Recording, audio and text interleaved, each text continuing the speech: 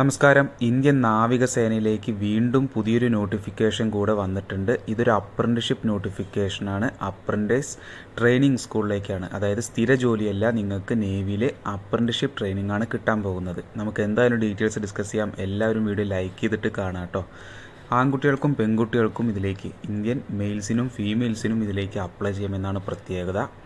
ഒരുപാട് ട്രേഡുകൾ വരുന്നുണ്ട്. Fitter, information and communication technology system maintenance, electrician, mechanic diesel, instrument mechanic, machinist, PASA, welder, mechanic refrigeration and AC, ഷിപ്പ്രൈറ്റ്, pipe fitter തുടങ്ങിയ പോസ്റ്റുകളാണ്, ട്രേഡുകളാണ്.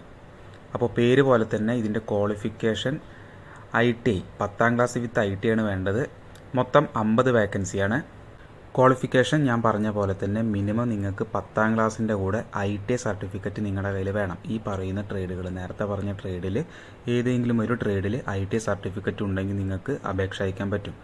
Age limit 18 വയസ്സിന് മുകളിലുള്ള എല്ലാവർക്കും അപേക്ഷ അയക്കാം. 18 ടു ഇന്ന ഏജ് എന്ന് പറയുന്നില്ല, 18 വയസ്സിന് എബവ്, 18 എബവ് ഉള്ള എല്ലാവർക്കും അപേക്ഷ അയക്കാൻ പറ്റുന്ന ഒരു അപ്രന്റീസ്ഷിപ്പ് നോട്ടിഫിക്കേഷൻ കൂടെയാണ്. സെലക്ഷൻ പ്രൊസീജിയർ ആദ്യം ഷോർട്ട് ലിസ്റ്റ് ചെയ്യും. അതിനുശേഷം ഒരു ഇൻ്റർവ്യൂ കണ്ടക്ട് ചെയ്യുന്നുണ്ട്. മെഡിക്കൽ എക്സാമും ഡോക്യുമെൻറ്റ് വെരിഫിക്കേഷനൊക്കെയാണ് നടത്തുന്നത്. ഫിസിക്കൽ ടെസ്റ്റ് വരുന്നില്ല, അതുപോലെ പരീക്ഷയും വരുന്നില്ല.